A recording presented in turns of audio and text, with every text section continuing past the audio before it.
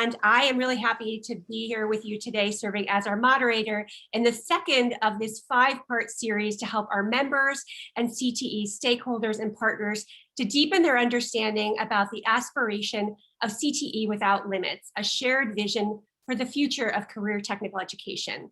In our time together today, we're going to focus on one of 5 of the principles, and that's principle number 2.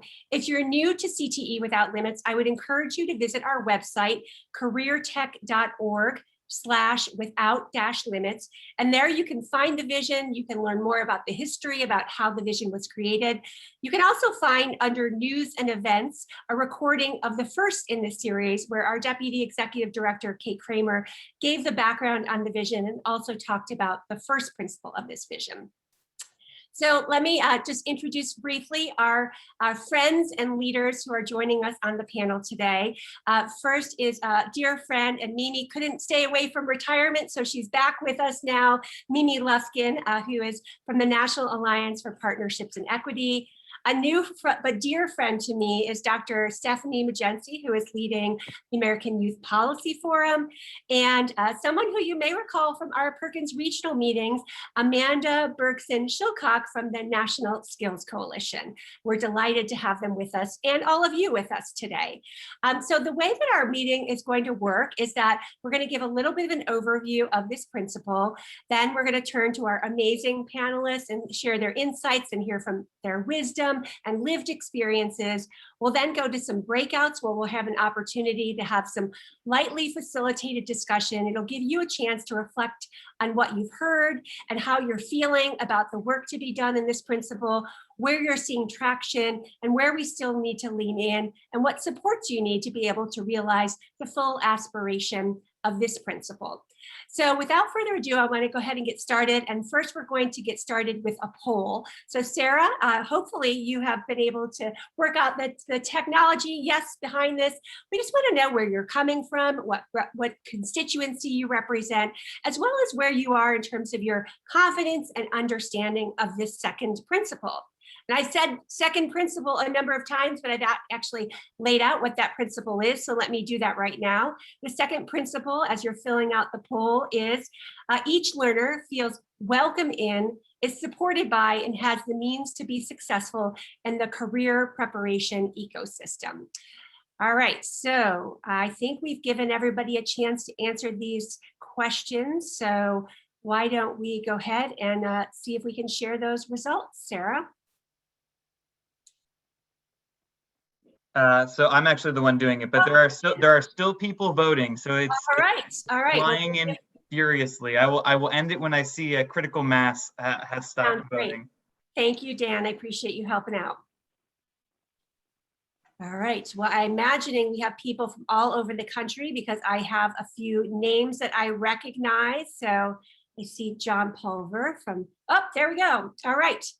We have a majority of you are from secondary education, but we have representatives across our entire continuum of secondary and post-secondary, as well as our workforce partners, people who are representing nonprofits and other. So I'd love if you are counted yourself as other, if you want a list of where you're from in the chat, that would be great. And we have actually people feeling pretty strongly about this principle, that they're either pretty familiar with or somewhat familiar with this principle, and feeling somewhat prepared to do this work is the majority. So I don't know, panelists, maybe we're going to have to up our game here and kind of take it to the advanced course given these responses. So delighted that we have such experts with us today, because we definitely have a skilled group in this content area. So all right, well, we're going to go ahead and dig in, and I'm going to try to give you a bit of an overview. So given how expert this group is today, some of this actually might be repetitive for you, but I think this work that we're doing in equity requires kind of diligence and vigilance and persistence. And so I hope that you don't mind hearing some of what I know you probably already know. And the way that I wanted to start talking about this principle was actually to read a section that is the preamble to this principle, because I think it's really important grounding for the conversation that we're going to have today. So let me just go ahead and do that. It starts out saying, it is well past time that our systems, leaders, and practitioners identify and dismantle the institutional and systemic barriers that limit access, opportunity, and outcomes for some learners. For far too long, a disproportionate number of learners of color, learners from low-income communities, learners with disabilities, English language learners, female learners, and other historically marginalized populations have been tracked into terminal vocational education programs, and I will add, this is not there, that are often low quality and not leading to good jobs. Those terminal vocational programs have denied their full potential and left them with limited opportunity. And so this title of this vision is CTE without limits, and certainly removing those systemic barriers, removing those systemic inequities is probably running deeper and wider and having more history around this principle than perhaps we have in some of the others.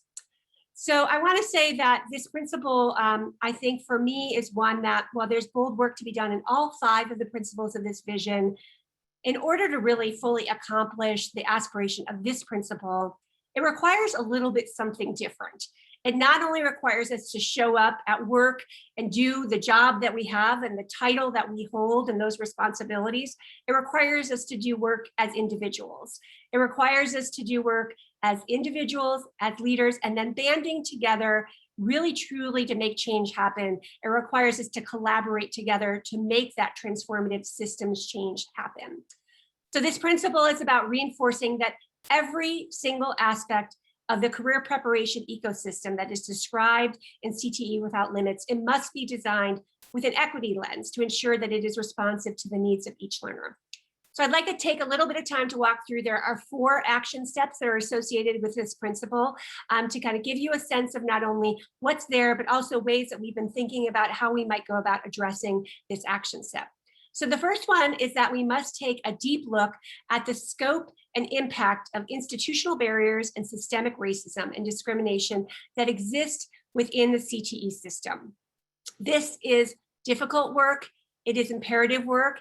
It's work that requires each of us to reflect upon our own implicit biases, building on our awareness of historical inequities. And if you don't know that history, learning that history, acknowledging that history, and learning how we adopt an equity lens in everything we do, not only at work, but in our lives.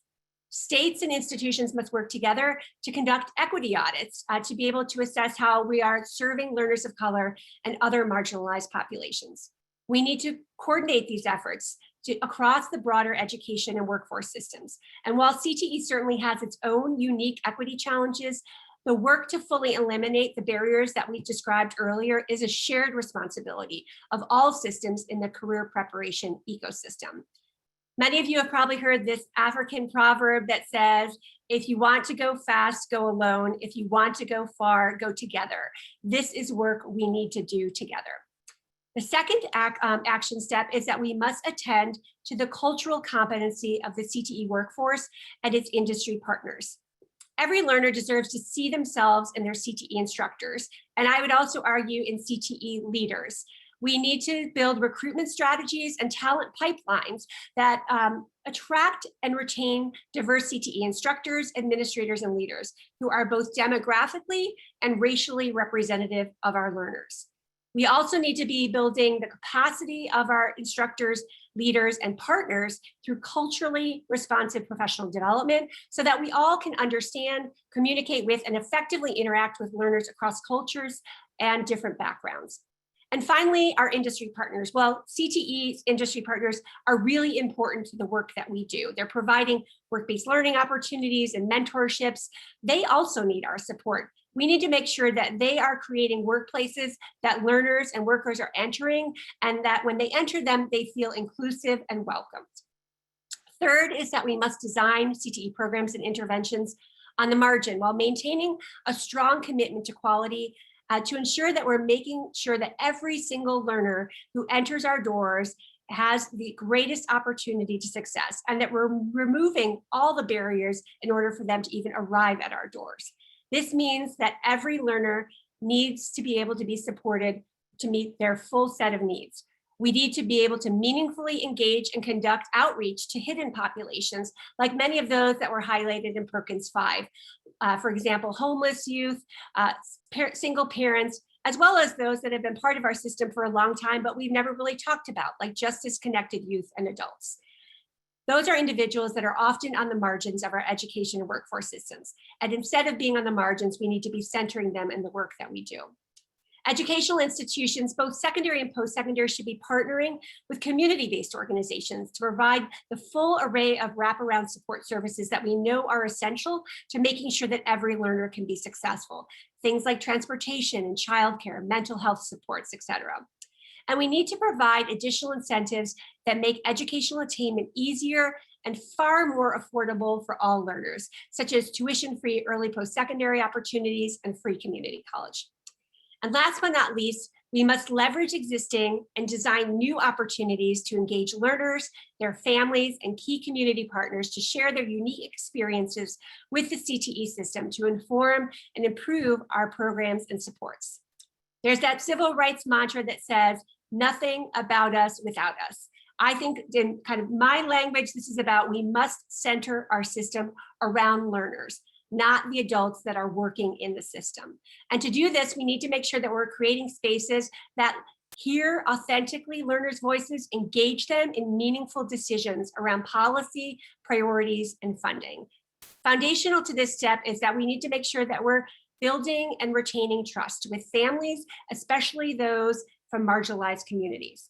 We could do that by establishing regular feedback loops, being transparent and accountable to learners, and making sure that we're engaging these learners and their families, as I said, in authentic ways.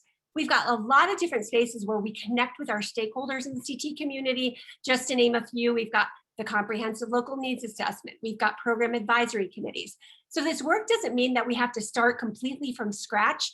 It means that we're leveraging the work that we're already doing with intention and deliberateness to make sure that we are creating a welcoming and inclusive environment.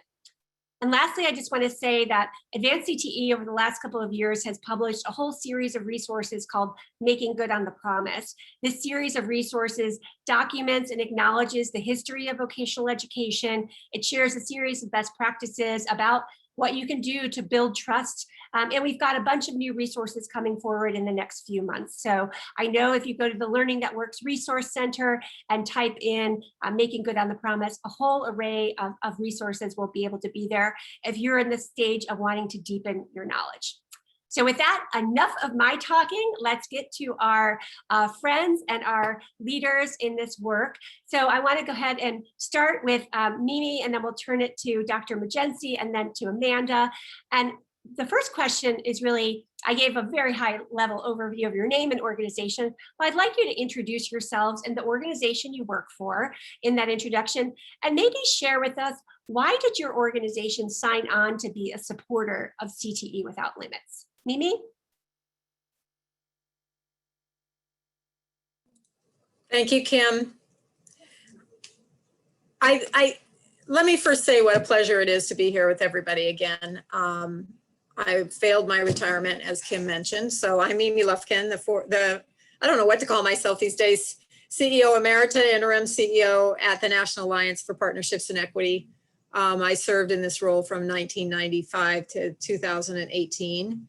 And am glad to be back again to support the organization while we go through a transition phase in identifying a new CEO. So many of you are probably already familiar with the National Alliance for Partnerships and Equity. We've been around quite a long time. And the organization has always been focused on the issue of equity in career and technical education. Our mission is really about building educator capacity to implement effective solutions that address the issue of access, equity, and diversity in CTE. And so for us, signing on to this piece Without Limits was a no-brainer. And to hear Kim say what she just said is like, I am so excited.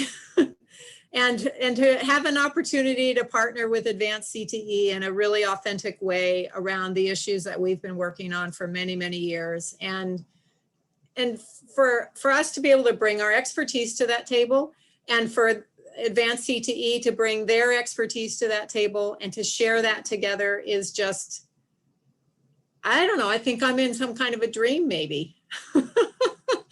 So this is really wonderful. And I'm looking forward to the conversation that we're going to have today. Thanks, Mimi. A long time coming, long overdue. So glad that we are the newbies on the block, but glad that we have arrived and happy to lean in and do the work. So Dr. McGencey.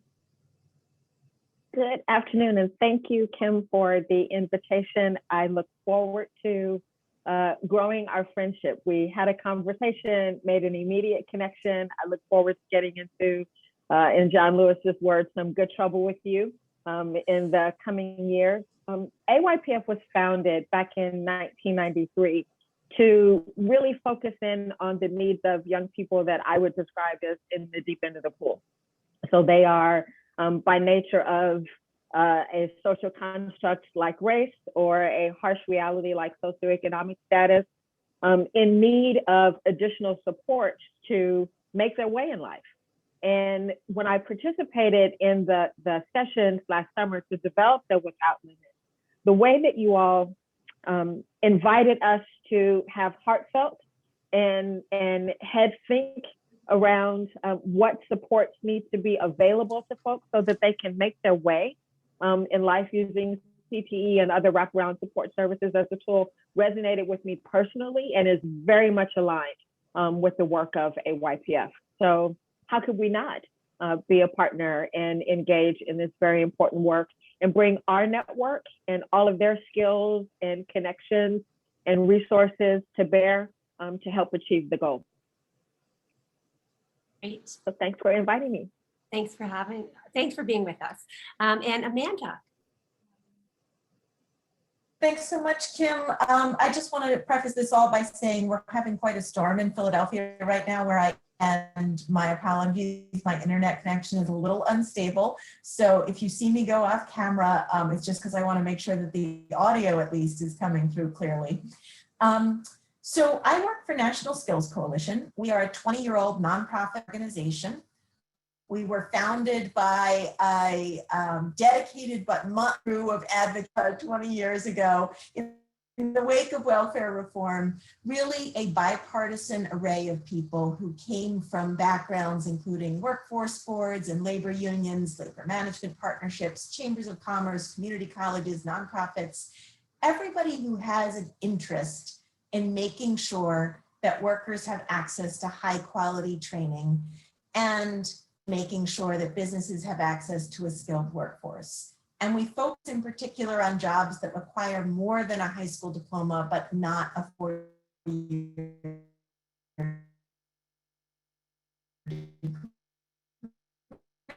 degree, which of course post-secondary CTE fits really nicely into. And for good state and federal policies and of advancing particular vision. And so that's kind of the immediate reason that we are signed on. But I think the more important reason, and the reason I want to lift up right now, is that while we've been around for 20 years, really only the last 2.5 years that we've been journey as an organization to really analyze how we develop our policy recommendations, how they are informed by and actually driving towards closing equity gaps, rather than assuming that a universal policy will somehow accidentally do a good job of serving marginalized people well, which, as you can tell from my phrasing, I don't believe exists. And so we are still very much in a learning phase ourselves. We are in a learning phase of what that looks like. We are in a learning phase of how we talk and think about these issues with our, knowing that they are in very different geographic and political contexts around the country. And so we really welcome the opportunity to join this conversation today, not only to demonstrate National Skills Coalition's really strong support for advanced CTE and this vision, but frankly, as partners with you in thinking through how do we operationalize this? How do we make this real? I get up in the morning and do policy work because I care about people. I am not interested in policy on a theoretical level. I'm interested in it insofar as it makes people's lives better. And my guess is that most of you are here today for exact reason. Great, thanks, Amanda. We lost you a little bit there, so if you want to in the chat, maybe put a link to Skills Coalition's website, and Dr. McGencey, I encourage you to do that as well. All three of your organizations have great resources on their website, and so I know those who we have assembled will be able to tap into the work that you've done on those sites. So I want to kind of jump into the conversation around this particular principle. And as I gave the overview, I said that every aspect of the career preparation ecosystem is to be designed with an equity lens. So I'm wondering if you could share from your perspective, what does that mean to you? And share any work that your organization is doing relevant to advancing this principle. So Dr. McGencey, why don't we start with you on this one? And Kim, please call me Stephanie. I almost feel like when I'm called Dr. McGencey, I'm in trouble and so forth. First of all, let me say that there is no way to do the work that we do at AYPF, working with young people and young adults who are in the deep end of the pool without looking through an equity lens. They are living intersectional lives where their race and gender, socioeconomic status, the conditions of the communities that they live in are all influencing their ability to make their way in life. We have two strategic goals at AYPF that are very resonant with this principle. One is that we center and amplify youth voice, essentially putting the youth in American Youth Policy Forum. You said earlier, nothing about us without us. I think we do ourselves a huge disservice. I'm thinking that just because the learners that we serve may perhaps be challenged in some facet of their lives, that they don't in fact have agency and fully understand what they need to do to be a partner with us in helping them to earn the skills and find a career and be able to make a living. A second goal that we have is to develop and implement a national youth equity agenda. And that's defining equity very broadly, which is to say that not that every young person receives the same thing, but that every young person receives what they need. And what we know, unfortunately, is that our systems, most of them, well, all of them, let's be honest, are not agile enough, they are not flexible enough, and nor are they responsive enough to be able to adapt to what young people are presenting with at any given time. So one of the things that we're trying to do, well, one of the many things that we're trying to do is to help dissect what processes actually work. And of those that don't work, how can we improve them so that they are more agile and flexible and responsive to what's coming across the transom of their organizations and across the threshold in the community organizations they serve. One last thing that I'd like to point out is we have been very intentional of late at AYPF, back to the putting the youth back in American Youth Policy Forum, in engaging young people's voices. We did focus groups last summer, right at the height of the coronavirus shutdown. And thankfully I was off camera because I found myself in tears most of the time listening to the lived experiences of the young people that were part of those focus groups. But what gave me hope was that they were incredibly sophisticated and thoughtful and just clear in their recommendations to us about what needs to happen to better support them in surviving the pandemic and thriving beyond that. And I would just submit to all of you that your equity work has to include giving the people who are living these experiences an opportunity to teach us what they need and to help us plan for a better future. Great, Mimi, why don't we have you go next? And Sarah, I know Amanda joined on her phone, so if we can spotlight her back in, and we'll go to Mimi and then to Amanda. So At NAPE, I have to say that a lot of the things that both of you have said resonate absolutely with the way in which we approach this work. I think the first thing I want to say is that for those of you who are really trying to embark on equity work within your organization, that it has to happen in two ways, and Kim mentioned this. One is you need to work on this yourself. This is a personal journey. And I have to say that as a white woman, I don't have the lived experiences that Stephanie was talking about. And so it becomes even more critical for me to understand how, because I can't live in someone else's shoes, is to understand as a leader what that means in terms of giving voice to my staff and to all of the people who work in my organization. And my organization is because I love this work I do and I love this place where I'm working. And so it's our responsibility to do that, and it includes you in that.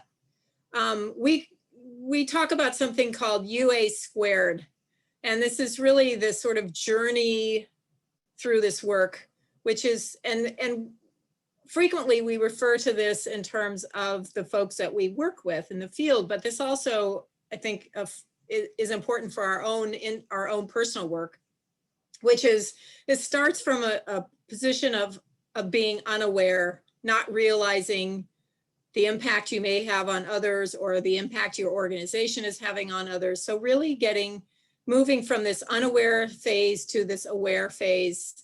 And then once you become aware, it gives you the opportunity to begin to understand what this work is really all about and to give yourself more knowledge. So yourself and your organization and the systems that you're working in. And the second A is about taking action. That once you've sort of moved along that space, that taking action becomes an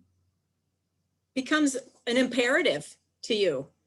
That inaction speaks louder than action sometimes. I'm learning that every day.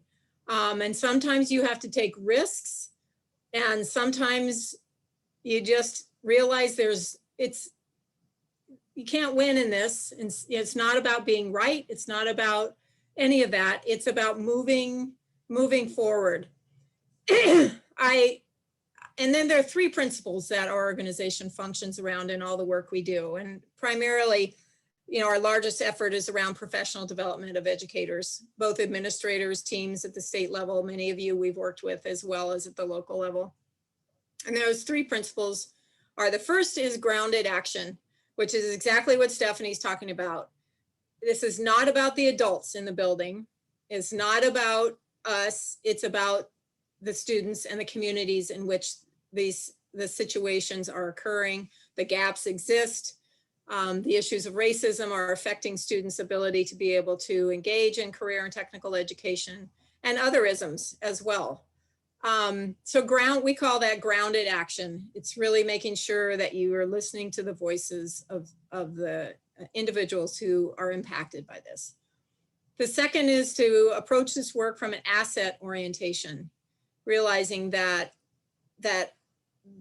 the individuals you're working with, your staff, the students that you're engaging with, the community, the parents, etc. Although their cultures may be different than your own, their experiences are different than your own, the value of that is so critical to this work. And really being able to think about those as assets, because frequently we address this from a deficit perspective, which is, it's a problem that needs to be fixed. And if we could only fix the students, all would be well. We're never going to make any progress if we approach this from that perspective.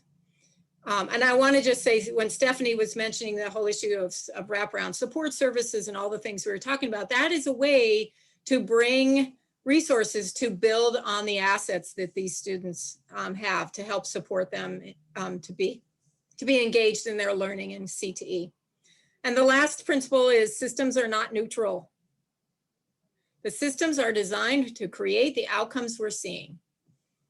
And that's actually somebody's quote, who I can't say at this moment who said that, but it's true. And that the inequities that we're seeing are created by systemic barriers that the people who are in, many of you who are in position to have impact on those, means significant and hard change. So I'm going to leave it there and let you all mull on those thoughts. Great. And Amanda, thank you for being so agile with the technology and hopping on your phone. As Amanda is about to give her comments, we welcome you to put your questions in the chat if you have any. I have lots more questions I'm not going to get to, but we would love your questions. And so please feel free to put them in the chat. So Amanda, it's all yours. Great. Well, thank you so much. So there's a couple questions that rise to mind for me, and I want to build off of something that Mimi was just saying. You know, one thing that's become clear to me through lots of, frankly, really generous people in my personal journey on racial equity is that neutrality is the side of the status quo. So when we say we're neutral on something, what we're saying is we're okay with how the system is currently functioning. And I have found that really useful. And I'll tell another very quick story. We had a leader from Tennessee a couple of years ago speak at one of our events. And he talked about going to a board of trustees meeting for a college system and presenting them with data showing that 6% of African-American students were completing a 2-year degree within a 6-year time frame. And he said just that one data fact did more than anything else to galvanize and on some level shame them into recognizing that their system was not doing a good job of serving a significant chunk of their community. I don't think data is magic. It doesn't always galvanize people. Shame can be paralyzing, not helpful. But I do think data is an important part of equity. And one of the first things to do is to say, of all the data we're collecting for reporting and compliance purposes, how are we using that data to understand equity gaps and to narrow equity gaps? So that's puzzle piece number one. The puzzle piece number two is, what's our definition of success? Are we going with what our funders say it is? Are we going with what our learners and participants say it is? And have we really talked to enough people, right? Stephanie was talking about, you know, young people speaking from their direct experience of what they've been going through and how moving that was. Hearing directly from participants what is powerful for them about CTE and what prevents them from flourishing is I think, critically important in the equity piece. And the last piece of the puzzle that I'll mention before we go back to Kim is, who's at the table, right? Who gets to make the decisions about how the program's designed or what the outcomes are for participants or what counts as success or what employers you're going to partner with or all of those things, right? And when those decisions are fully baked by program staff before community and student voices have a chance to weigh in, particularly if program staff are not themselves reflective of the communities they're serving, we run the risk of having some pretty serious blind spots. One last very quick example on that front. Many of you may have been in the before times in an airport bathroom that uses sensors on their sinks, right? You run your hand under the faucet and the water comes out or the soap comes out. Well, some of those sensors, when they were first created, would work well if somebody like me came to use them. But if somebody who has more melanin in their skin, somebody with darker skin, tried to wave their hand under the faucet, it wouldn't work. And the reason for that was because the sensor technology they were using did not detect the light and the motion bouncing off of skin with darker skin tones. But that's just the scientific reason, right? The real reason it didn't work was because the team that designed it wasn't diverse, had a blind spot, didn't think through the implications of the technology they were choosing, and they ended up designing a solution that didn't work for a giant chunk of the public who was supposed to be using it. It's a silly example when you think about an airport bathroom and how silly it is to have to get a white paper towel to wave under the sink in order to get water to come out. But it's a terrible, horrifying example when you think about it in the context of the education and training systems that we're all building. So that's what I'm always trying to avoid. How do we make sure we don't let our accidental blind spots allow us to build a system that doesn't work for people? Thank you. Well, you all had such robust answers. We are, and actually I had a number of questions, and your answers kind of tied up a lot of those into one. So I'm going to just check the chat here again, remind you if you've got questions. If not, I'm going to ask the panel kind of one more, I'm going to say, very quick set of responses, and then we're going to go to our breakout session. And so I want to talk a little bit about something that we haven't touched upon yet, which is about recruitment and retention of a diverse and culturally competent workforce. I think this issue is one, when we look at the reality of the numbers of the demographics of state directors of CTE, we look at the demographics of CTE instructors, there's a very strong homogeneity there. I mean, along the lines of what you were just talking about, Amanda, in terms of their strength and heterogeneity, we don't necessarily have that in the CTE pipeline. So I'm wondering if you all might be able to talk about this issue and what your thoughts are about what we can collectively do and systemically do to address this issue. So just put it out there for anybody who wants to go first.